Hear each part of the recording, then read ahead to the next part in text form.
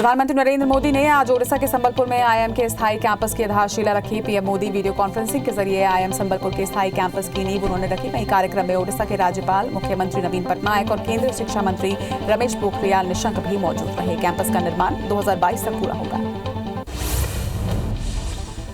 PM Narendra Modi ने कहा कि आज लोकल को ग्लोबल बनाने का वक्त आ गया है। ये शताब्दी भारत की है। आज दुनिया भारत की ओर बड़े उत्साह से देख रही है। ये सदी भारत में निर्माण की सदी है। ज्यादातर स्टार्टअप टियर 2 और टियर 3 शहरों में शुरू हो रहे हैं, जो एक बड़े बदलाव की निशानी है। पीएम ने कहा कि आपका अपना नेटवर्क किसी भी नए काम की शुरुआत में योगदान दे सकता है।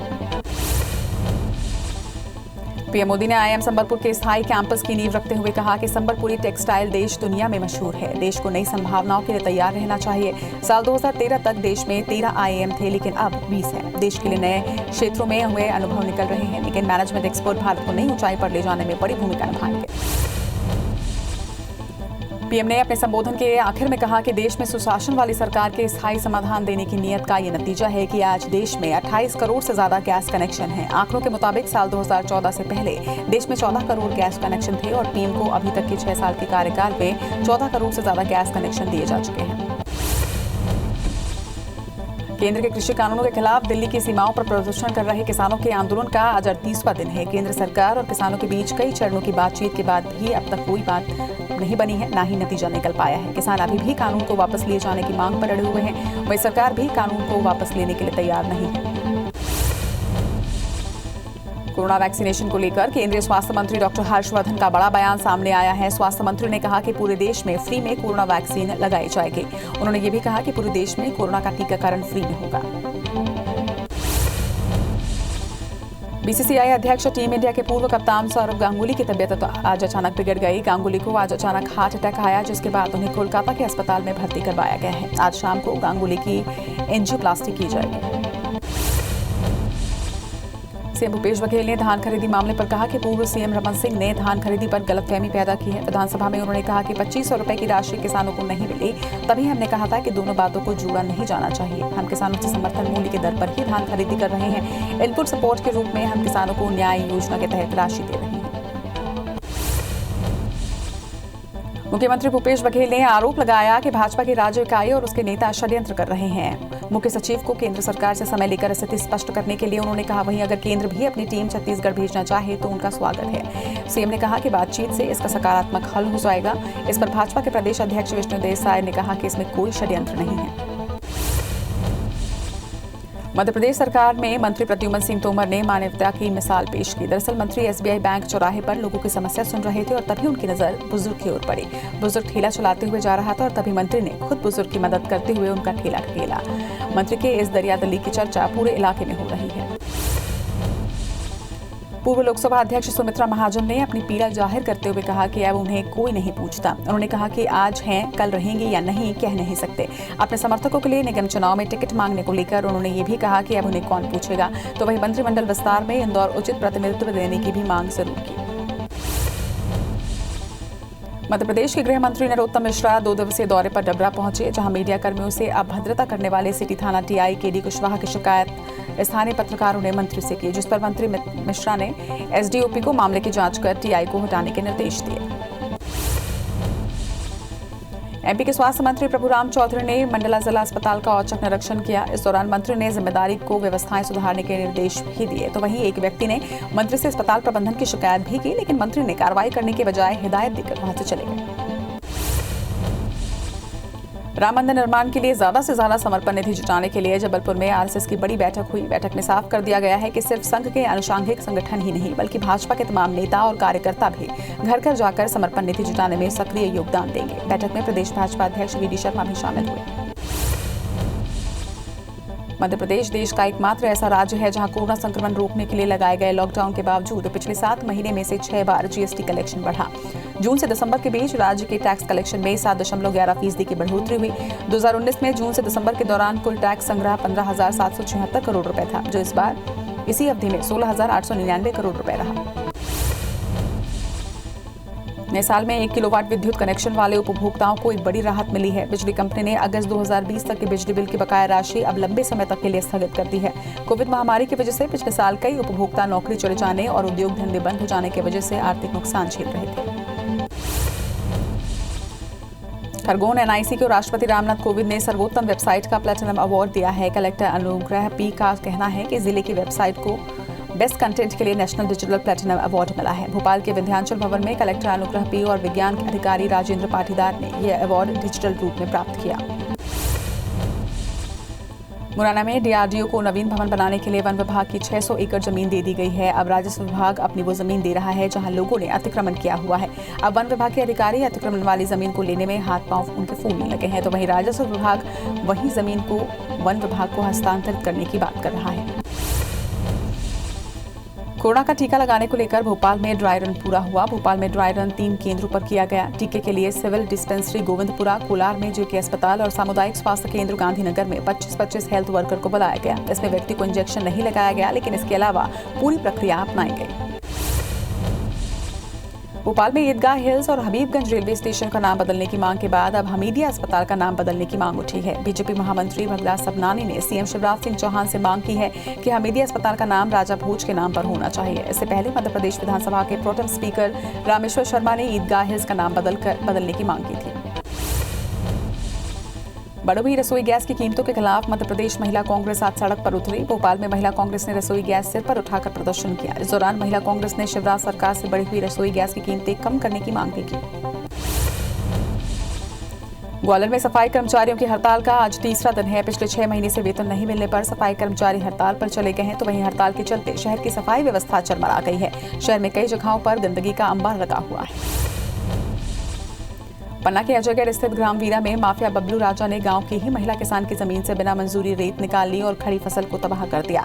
महिला किसान ने जब इसे रोका तो माफिया ने उसे मशीन के नीचे दबाकर जान से मारने की धमकी भी दे डाली। इसको लेकर परेशान महिला तहसीलदार से लेकर कलेक्टर तक गुहार लगा चुकी है, लेकिन कोई सुनने वाला नहीं। गंगरेल बांध के डूब प्रभावितों को हाईकोर्ट ने उनके पक्ष में फैसला दिया है, लेकिन अभी भी सरकार से जमीन मिलने का इंतजार है। धमतरी में तत्कालीन प्रधानमंत्री इंदिरा गांधी ने 1975 में गंगरेल बांध बनवाया था। बांध बनवाने का मुख्य उद्देश्य भिलाई इस्पात संयंत्र को पानी देने के साथ ही सिंचाई करना था, लेकिन इस बांध से 55 गाँव के कुल 8,700 परिवार विस्थापित हुए थे। साल बदला, तारीख बदली, लेकिन नहीं बदली तो किसानों की स्थिति। सरगुजा संभाग के एकमात्र महामाया शक्कर कारखाने में किसानों को गन्ना बेचने के लिए काफी परेशानियों का सामना करना पड़ रहा है। यहाँ एक साथ सैकड़ों किसानों के टोकन काटे जाने के कारण किसानों की भीड़ शुगर फैक्ट्री में जमा हो रही है और किसानों को गन्ना बेचने के लिए 2 से 3 दिन का समय लग रहा है। रतलाम के सरवन थाना क्षेत्र में एक नाबालिग लड़की की संदिग्ध मौत के बाद परिजन और अन्य लोगों ने थाने में तोड़फोड़ की, जिससे कई पुलिसकर्मी घायल हुए हैं। इस मामले में पुलिस ने 13 से अधिक लोगों पर मामला दर्ज किया है। नाबालिग घर से 30 दिसंबर को स्कूल के लिए निकली थी। बेमेतरा में बारदाने की कमी और उनके बारदानों की कम कीमत देने से नाराज किसानों ने कलेक्ट्रेट का घेराव किया और जमकर हंगामा भी किया। किसानों का कहना था कि उनको उनके बारदाने के बदले महज 15 रुपए की दर से पेमेंट किया जा रहा है, जबकि बाजार में 30 से 35 रुपए में एक बारदाना मिलता है। राम मंदिर निर्माण के लिए धन संग्रह के लिए निकल रही रैलियों पर हो रहे हमलों के पीछे प्रतिबंधित इस्लामिक संगठन पीएफआई यानी पॉपुलर फ्रंट ऑफ इंडिया की सक्रियता की आशंका जाहिर की जा रही है। विश्व हिंदू परिषद समेत तमाम हिंदू संगठनों को आशंका है कि उज्जैन, मंदसौर और देपालपुर में रैलियों पर हुए हमले में पीएफआई का हाथ हो सकता है। बिलासपुर के चिचोयापारा ओवरब्रिज के नीचे धारदार हथियार से कूदकर युवक की हत्या कर दी गई। पुरानी रंजिश में इस वारदात को अंजाम दिया गया है। पुलिस ने 2 नाबालिग समेत 3 आरोपियों को गिरफ्तार किया है। पुलिस के मुताबिक चिचोयापारा निवासी 18 साल का राजा खान देर रात ओवरब्रिज के नीचे खड़ा हुआ था। ग्वालियर के इंदरगंज थाना इलाके में चोरी का मामला सामने आया है। चोरों ने दुकान से 20,000 रुपए पार किए, तो वहीं चोरी की घटना सीसीटीवी में कैद हुई है। घटना के बाद दुकानदार ने थाने में शिकायत दर्ज करवाई, तो वहीं पुलिस की टीम अब मामले की जांच में जुटी है। जांजगीर चांपा के चंद्रपुर में किराना व्यवसायी ने 2,40,000 रुपए लूट के मामले में पुलिस के हाथ अब भी खाली है। सीसीटीवी फुटेज से भी पुलिस को कोई सुराग नहीं मिल पाया है। 28 दिसंबर की रात किराना व्यवसायी महावीर अग्रवाल जब घर लौट रहे थे, तब बाइक में सवार नकाबपोश 2 युवकों ने उनसे 2,40,000 रुपए से भरा बैग छीनकर भाग गए थे। आगरमालवा के सिंघावत गांव में पुलिस ने 22 पेटी शराब के साथ 6 आरोपियों को गिरफ्तार किया। इसके साथ ही एक बोलेरो और बाइक भी जब्त की है। दरअसल कानड़ शराब ठेकेदार के कर्मचारियों ने कंजर समाज के लोगों को शराब सप्लाई करने के लिए पहुंचे थे और तभी मुखबिर की सूचना पर पुलिस ने दबिश देकर ये कार्रवाई की। फिलहाल पुलिस ने मामला दर्ज कर आगे की कार्रवाई की है। ग्वालियर के इंदरगंज इलाके में एक चोर ने ग्राहक बनकर दुकान से नकदी और सामान चोरी कर वहां से फरार हो गए। चोरी की वारदात सीसीटीवी कैमरे में कैद हुई है, तो वहीं दुकानदार की शिकायत पर पुलिस ने मामला दर्ज कर लिया है। इसके साथ ही सीसीटीवी फुटेज के आधार पर चोर की तलाश शुरू कर दी गई है। धमतरी की कुर्द पुलिस ने 2 शराब तस्करों को गिरफ्तार किया है। इसके साथ ही उनके कब्जे से 20,000 कीमत की शराब और एक कार भी जब्त की है। आरोपी शराब को मरौद के एक ढाबा में सप्लाई करने के लिए लेकर जा रहे थे, लेकिन पुलिस ने मुखबिर की सूचना पर उन्हें धर दबोचा। आरोपी के खिलाफ आबकारी एक्ट के तहत मामला दर्ज कर लिया गया है। कवर्धा में पैसा के लेन देन को लेकर 4 युवक ने एक लड़के की जमकर पिटाई कर दी। मामले की सूचना मिलने पर कोतवाली पुलिस घटनास्थल पर पहुंची और 3 युवकों को गिरफ्तार किया है। वहीं एक आरोपी फरार बताया जा रहा है। बलरामपुर के नवाडी गांव में धान बेचने के लिए टोकन मांगने पर बड़े भाई ने अपने बेटों के साथ छोटे भाई और उसके परिवार पर हमला किया, जिसमें 7 लोग घायल हुए हैं, जिन्हें सामुदायिक स्वास्थ्य केंद्र में भर्ती करवाया गया है, जहां 3 लोगों की हालत गंभीर होने पर अंबिकापुर रेफर किया गया। वहीं फिलहाल पुलिस ने मामला दर्ज कर आरोपियों की तलाश शुरू कर दी है। जबलपुर में निगम और जिला प्रशासन की एंटी माफिया मुहिम जारी है। प्रशासन की टीम ने आज भू माफिया के खिलाफ बड़ी कार्रवाई की। टीम ने कबाड़ी नजर अली के अवैध निर्माण पर बुलडोजर चलाकर जमींदोज किया। वहीं प्रशासन ने यह कार्रवाई शहर के खजरी खिरिया बाईपास इलाके में की है। ग्वालियर चतुर्थ श्रेणी के कर्मचारी पर मुकदमा दर्ज हुआ है। फर्जी अंक सूची लगाकर महाराष्ट्र के रेलवे में नौकरी कर रहा है। कर्मचारी ने गजरा राजा विद्यालय से परीक्षा दी थी। वहीं महाराष्ट्र के रेलवे कॉलोनी में रहने वाला फरियादी इसकी शिकायत की। वहीं पुलिस ने मामला दर्ज कर जांच शुरू कर दी। मुरैना में तेज रफ्तार बस ने बाइक सवार युवक को टक्कर मार दी, जिससे उसकी मौके पर ही मौत हो गई। वहां हादसे के बाद गुस्साए परिजनों ने मुरैना संबलगढ़ हाईवे पर जाम लगा दिया, जिसकी सूचना मिलते ही क्षेत्रीय विधायक अजब सिंह और पुलिस मौके पर पहुंची और समझाइश देकर शव का पोस्टमार्टम करवाया। पुलिस ने मामला दर्ज कर बस ड्राइवर की तलाश शुरू कर दी है। सिंगरौली पुलिस ने इस नए साल के मौके पर चोरी हुए 74 मोबाइल फोन उनके असली मालिकों तक पहुंचा दिए। इन चोरी हुए फोन्स की कीमत करीब 9.5 लाख रुपए बताई जा रही है। पिछले साल ही मोबाइल फोन्स चोरी हुए थे और इसे ढूंढने का टास्क दिया गया था, जिसके बाद साइबर सेल और पुलिस इस अभियान में जुटी हुई थी। बस्तर जिले के अति संवेदनशील मालेवाही गांव में सुरक्षा बल और पुलिस को मजबूती देने नया थाना खोला गया। नया थाना खुलने से इस इलाके के 13 गांव को फायदा मिलेगा। वहीं एसपी दंतेवाड़ा ने पत्रकारों से बातचीत में कहा कि इस थाने को खोलने से 3 जिलों को आपस में जोड़ने वाली पल्ली बारसूर मार्ग के काम में तेजी आएगी।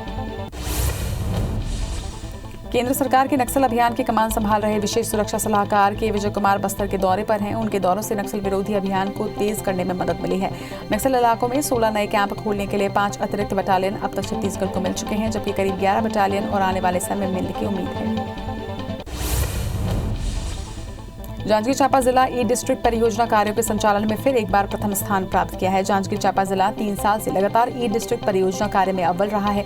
वहीं ई डिस्ट्रिक्ट परियोजना के तहत जिले में 1 जनवरी 2020 से अब तक प्राप्त 2,109 ऑनलाइन आवेदन में से 1,85,124 आवेदनों का निराकरण किया गया है।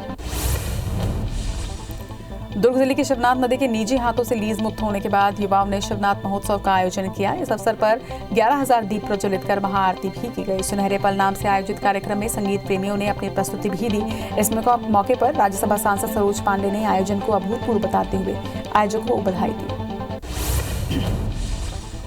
बलरामपुर का सबसे बड़ा तातापानी महोत्सव इस बार 14 जनवरी यानी कि मकर संक्रांति को आयोजित नहीं किया जाएगा।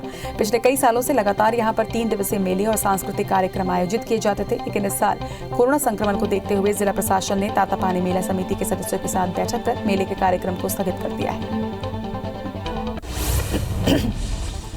कोरोना काल में जहां कई लोगों ने अपनों का साथ छोड़ दिया, तो वहीं कुछ लोग ऐसे भी हैं जो इस संकट की घड़ी में दूसरों का साथ देकर मिसाल कायम कर रहे हैं। इन्हीं में से एक हैं जगदलपुर के समाजसेवी शिक्षक अलेक्जेंडर चेरियन। उन्होंने बस्तर जिले में 150 से ज्यादा लोगों का अंतिम संस्कार करवाया है। नए साल पर पार्टी करने कोरिया के प्रसिद्ध पिकनिक स्पॉट अमृतधारा जलप्रपात, रमदहा जलप्रपात, झुमका डैम और खरो फॉल में बड़ी संख्या में लोग परिवार के साथ पहुंच रहे हैं और जमकर मस्ती भी कर रहे हैं। हालांकि इस दौरान लोग कोरोना गाइडलाइन का पालन नहीं कर रहे हैं। सतना जिले के मुकुटपुर व्हाइट टाइगर सफारी में फिर एक बाघ की मौत हुई है। इस बार मरने वाले बाघ का नाम नकुल है। ये वही नकुल है जिसने राधा के साथ मीटिंग कर उसकी जान ले ली थी। इतना ही नहीं, चिड़ियाघर में 2 और बाघ की स्थिति नाजुक बनी हुई है, जिन्होंने खाना पीना छोड़ दिया है। इसमें एक सफेद मादा बाघ और एक येलो बाघ शामिल है। 5 साल के लंबे इंतजार के बाद अब नए साल के कुछ महीने के अंदर इंदौर के कमला नेहरू चिड़ियाघर में एक बार फिर से बाघ की दहाड़ सुनाई देगी। जल्द ही उड़ीसा के नंदनकानन में एक काले और एक सफेद बाघ को इंदौर लाया जाएगा, जिसकी तैयारियां शुरू कर दी गई हैं। अंबिकापुर के पड़ौली जंगल में एक हिरन शिकारियों की जाल में फंस गया। जाल में फंसा हिरन का वीडियो वायरल हो गया है, जिसे ग्रामीणों की मदद से सुरक्षित बाहर निकाल लिया गया। वन विभाग इस मामले में जांच कर रहा है। ग्वालियर शहर में एक बार फिर मौसम ने करवट ली है। आसमान में धुंध के साथ ही तेज बारिश हुई। बादल छाने से न्यूनतम तापमान में उछाल आया है, तो वहीं शनिवार सुबह न्यूनतम तापमान 3.2 डिग्री के उछाल के साथ 8 डिग्री पर आकर ठहरा है। यही कारण है कि ठिठुरन वाली ठंड से शहर के लोगों को मामूली राहत मिली है। अगले 48 घंटे के अंदर बारिश की भी संभावना जताई जा रही है। पूर्व केंद्रीय मंत्री और बिहार के पूर्व राज्यपाल बूटा सिंह का निधन हो गया। आज दिल्ली में उन्होंने अंतिम सांस ली। बूटा सिंह सिख समुदाय के बड़े नेता थे। वे केंद्र में मंत्री भी रहे। इसके अलावा बूटा सिंह बिहार के राज्यपाल भी रहे। प्रधानमंत्री नरेंद्र मोदी ने उनके निधन पर गहरा शोक जताया है। जम्मू कश्मीर के पुलवामा में आज आतंकियों ने सुरक्षा बलों पर ग्रेनेड से हमला कर दिया। जम्मू कश्मीर पुलिस ने इस घटना की जानकारी देते हुए बताया कि पुलवामा के त्राल में बस स्टैंड के पास आतंकियों ने सुरक्षा बलों पर ग्रेनेड से हमला किया। जानकारी के मुताबिक इस हमले के चलते 7 लोगों को हल्की चोटें आई हैं। वहीं उनकी स्थिति सामान्य बताई जा रही है और उनका उपचार जारी है। उत्तर प्रदेश और मध्य प्रदेश के बाद अब गुजरात सरकार भी लव जिहाद के खिलाफ कानून लाने पर विचार विमर्श कर रही है। इसके लिए सरकार ने गृह कानून, विधायी और संसदीय मामलों से संबंधित विभागों को लव जिहाद के खिलाफ कानून बनाने के निर्देश दिए हैं। कानून में जबरन धर्म परिवर्तन कराने वालों के खिलाफ कड़ी कार्रवाई का प्रावधान किया जाएगा। देश में कोरोना संक्रमितों की संख्या 1,03,03,000 के पार पहुंच गई है। वहीं देश में अब तक 99,01,000 से ज्यादा मरीज ठीक भी हुए हैं। कोरोना से अब तक 1,49,000 मरीजों की मौत हो चुकी है, तो वहीं देश में एक्टिव केस घटकर 2,49,000 हो चुके हैं। हालांकि पिछले 24 घंटे में रिकॉर्ड 17,000 नए मरीज सामने आए हैं।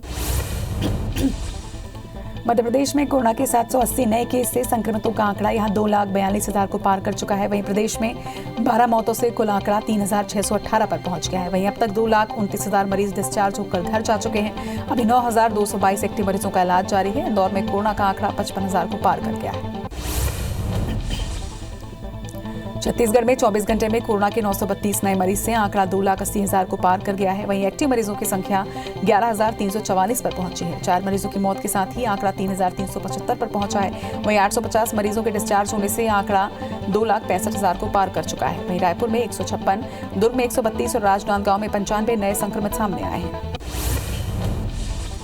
दुनिया भर में कोरोना संक्रमितों की संख्या 8,43,00,000 के पार पहुंच चुकी है, तो वहीं कुल मौत का आंकड़ा 18,34,000 को पार कर गया है। अब तक दुनिया में 5,96,00,000 से ज्यादा मरीज ठीक हुए हैं, तो वहीं दुनिया में 2,28,00,000 से ज्यादा एक्टिव मरीजों का इलाज इस वक्त जारी है। विश्व में अमेरिका अब तक कोरोना संक्रमण में पहले नंबर पर बना हुआ है। इंदौर में कोरोना संक्रमण के बीच बर्ड फ्लू ने दस्तक दे दी है। शहर के डेली कॉलेज इलाके में अचानक 5 कौवों की मौत हो गई, जिसमें से 2 कौवों में बर्ड फ्लू के लक्षण मिले हैं। अब स्वास्थ्य विभाग मामले को देखते हुए इलाके में सर्वे कराएगा। इंदौर के डेली कॉलेज परिसर में बर्ड फ्लू से 70 कौवों की मौत के बाद अन्य जिलों में अलर्ट जारी कर दिया गया है। वेटनरी सर्विसेज इंदौर के deputy director doctor Pramod Sharma के मुताबिक बर्ड फ्लू के नए स्ट्रेन H5N8 की पुष्टि हुई है। कौवों की नाक में संक्रमण से उनकी दम घुटने से मौत की पुष्टि हुई है।